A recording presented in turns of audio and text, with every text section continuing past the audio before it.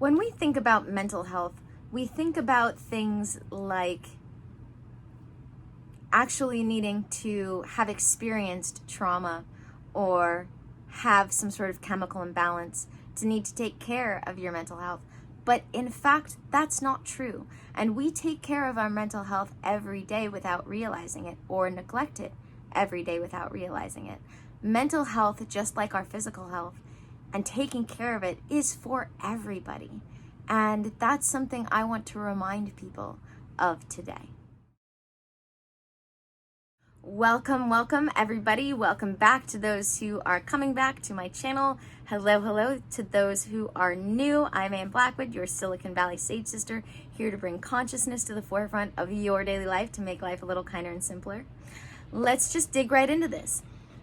When it comes to our physical health, we know that, if something is seriously wrong, if you are sick and need medication, or if you need some sort of medical attention, like you cut your hand open and need stitches, we know we need to go to the doctor. But we also know when it comes to our physical health that there are things that we do on a daily basis that helps take care of our physical health because we don't want to go to the doctor.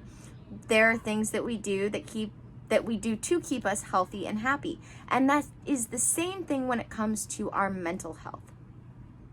People seem to think that they need to have experienced some sort of massive trauma or have some sort of chemical imbalance to need to be aware of or take care of their mental health. And this is absolutely not the case.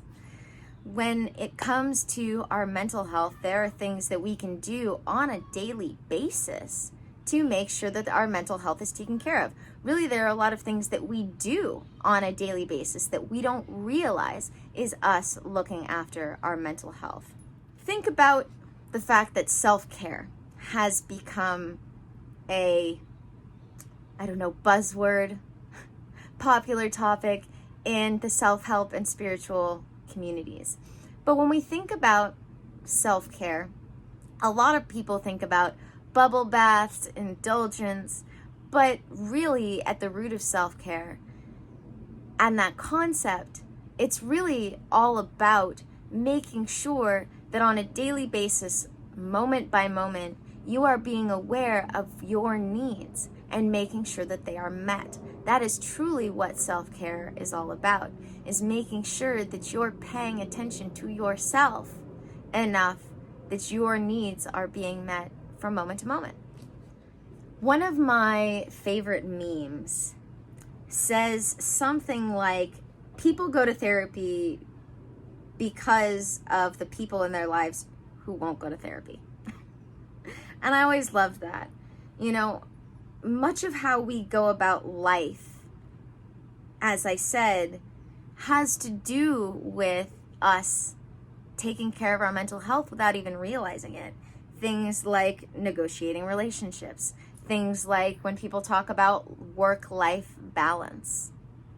Those are concepts that are all about taking care of our mental health, not just our physical health, maybe not even our physical health. And people just don't even realize that those are mental health topics. This whole concept is really what got me into psychology in the first place and human behavior, because I started to recognize that normal people experiencing normal modern life weren't actually chemically imbalanced or hadn't actually experienced any sort of massive trauma, and yet they were experiencing mental health issues as if they had. And really what I started to realize is that they just weren't set up as we used to be for dealing with life. And I think that's a lot of because life is changing and we're trying to use either antiquated ways of dealing with it, or we're just not being prepared as much anymore, is really what I'm seeing the most. In school, for instance, people used to learn things that actually would apply to their lives as they got older. And now that happens less and less. They're taking all sorts of classes like home ec, for instance. And not just that, but in general, things like, I don't know, getting trophies for just participating. I know people hate to hear that, but it's true.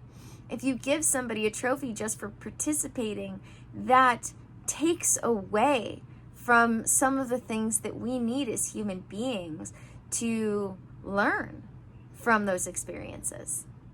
So I want to get into the difference between being normal and ignorant versus being chemically imbalanced versus being traumatized. What those differences are, because they are three different things.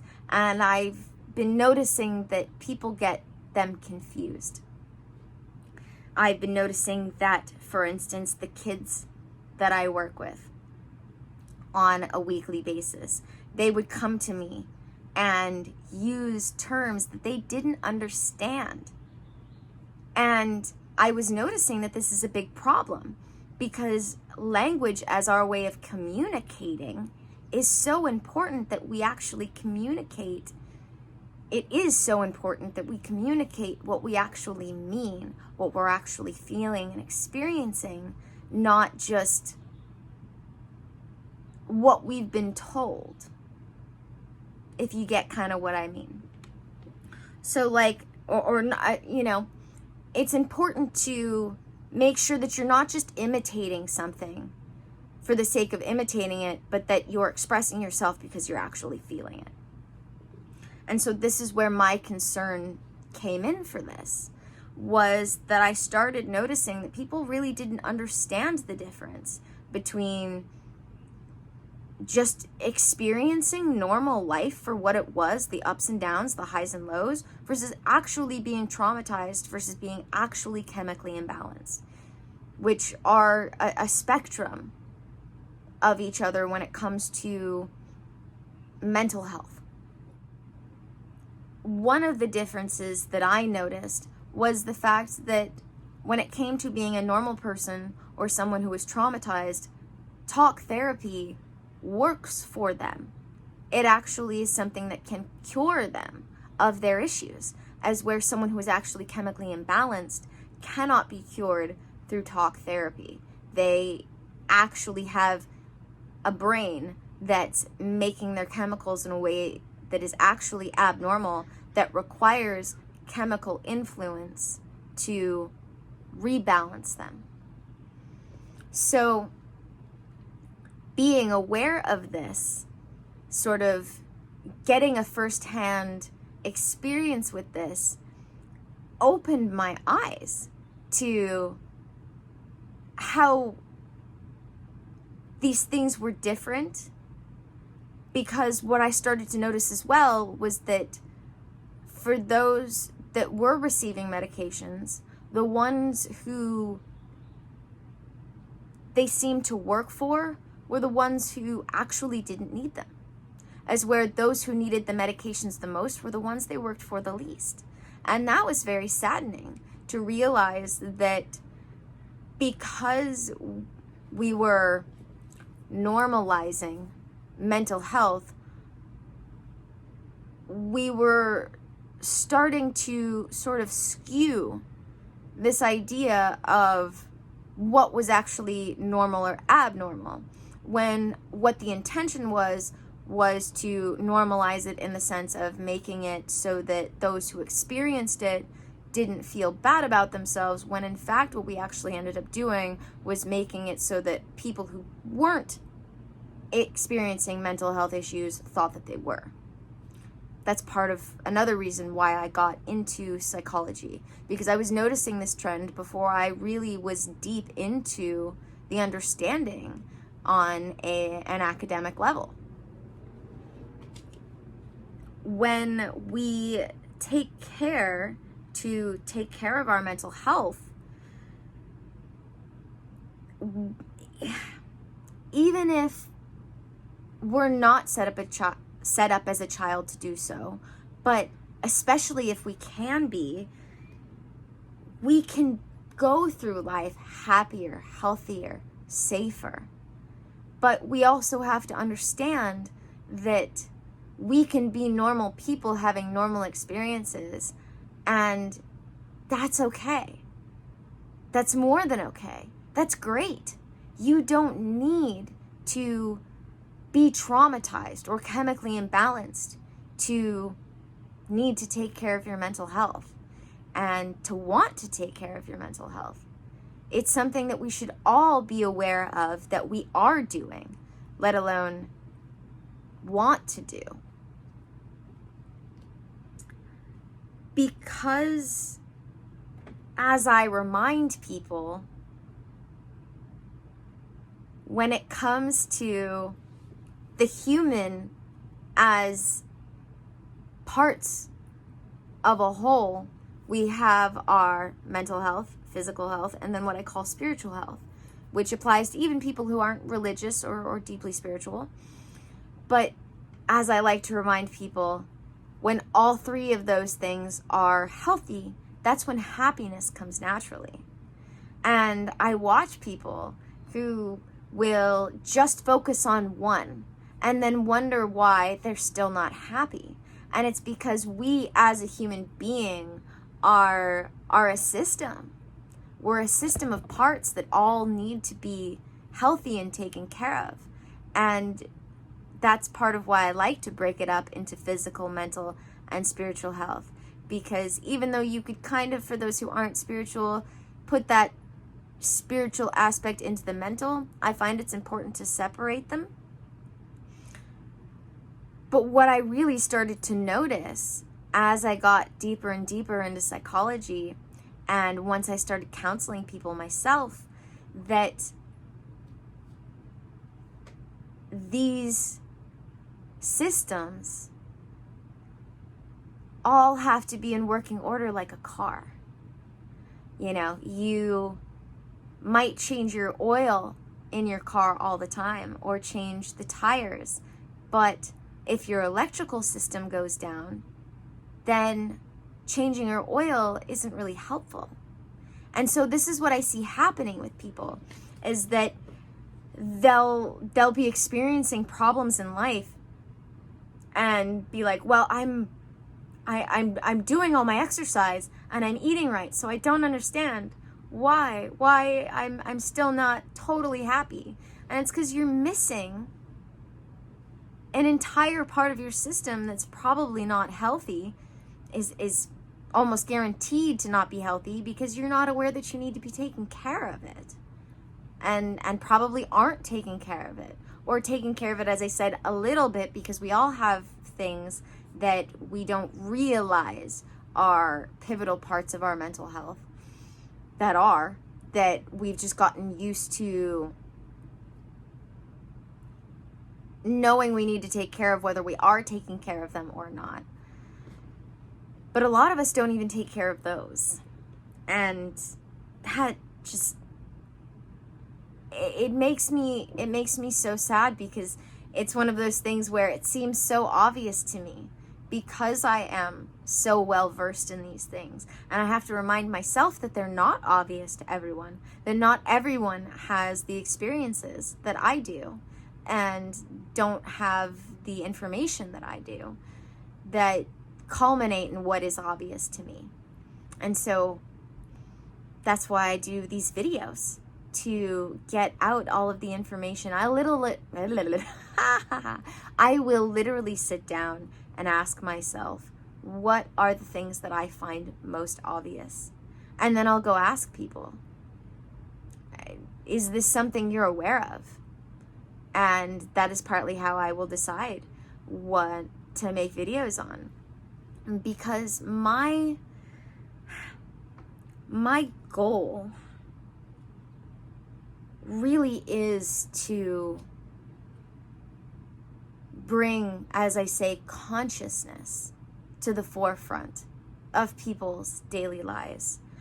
Not just their mental health, which is a big part of it, but just being aware of ourselves as systems. And it's funny, because as I started getting into taking courses on bringing my practice online, I would have people tell me, well, that's not enough. What you're saying is not enough. And you know, I'd kind of just smile And I wouldn't say it out loud to them, but I would think to myself, well, that should be enough. It should be enough for people to know that they're missing part of their health. Whether they are aware that the mental health needs to be taken care of, but they're not taking care of the physical, or they're not aware that there is what I call the spiritual. These three parts of us as human beings and our system of health, they're all integral to making sure that the machine that is us runs properly, healthily, and therefore is happy. And I'm going to tell you right now, I don't care what they think. I'm going to show them that it's enough. I know that this is an important message that people need to hear, that people need. They need this help right now. And a lot of them don't even realize it. Or they do, but they don't know how to get it. And that's what I want to do for people, is make mental health accessible to everyone. Not make people think that they are mentally unhealthy and therefore need help, but help people understand that mental health, like physical health, is something that we have to do on a daily basis to maintain ourselves as happy, healthy human beings. You don't have, just like you don't have to be unhealthy to keep up your physical health. Exercises, workouts, awareness, you don't have to be mentally unhealthy to make sure that you're mentally healthy. And do the exercises so that way you can stay mentally healthy. That's the one thing that I used to say the most. When people would ask me, why do you want to be a psychologist? I'd say, because I want to help children learn the tools, skills, and habits that help them be happy, healthy adults before they need them. And slowly but surely that turned into not just that, but me wanting to teach adults these tools and skills and habits who don't have them yet, so that they can become happy, healthy adults, even though they're already adults. I know this is possible. I know it's possible for everyone to be happier because they're healthier. And I stress that. I always use the word healthy first, because you have to have a healthy system to have a happy system. Truly. People think what they have is happiness, even though it may not be healthy, but I'm telling you right now, it's not as happy. There's a difference between being comfortable or being used to being uncomfortable and actually being happy. And that's what I want to really bring to people, is the ability to recognize that they can actually be happy, not just used to being uncomfortable. You know, it really does come down to that mental health doesn't have to be this big thing. It can be that you just had a bad or a sad day. It doesn't have to be trauma. You don't have to experience trauma. You don't have to be chemically imbalanced to be aware of and take care of your mental health. I have a dream that everyone can be healthy, happy humans just by learning to love themselves and treating themselves well, because they know how to treat themselves well, which includes things like eating healthy, being aware of the systems that make up a human and therefore a happy and healthy human. When we are willing to be open-minded and curious, when we understand our priorities and boundaries, it's far more simple than we realize to be happy and healthy humans. And as I said, that is truly what I want to bring to everybody. So I hope that this video helped you be a little happier and healthier. And I hope you come back for more of my videos. I hope that you have a beautiful day. Thank you for joining me. There are links in the description of this video to my Patreon and my mailing list. And as well, if you are really ready to dig in and dig into the systems, as I call it, the Holy Trinity of Health, Mind, Body, Spirit, there is also a link where you can sign up for my free clarity call to find out if one-on-one counseling is meant for you and if we're a fit. Check those out. And again, thank you guys for joining me. May the energy you serve you well, and let's keep making our way through.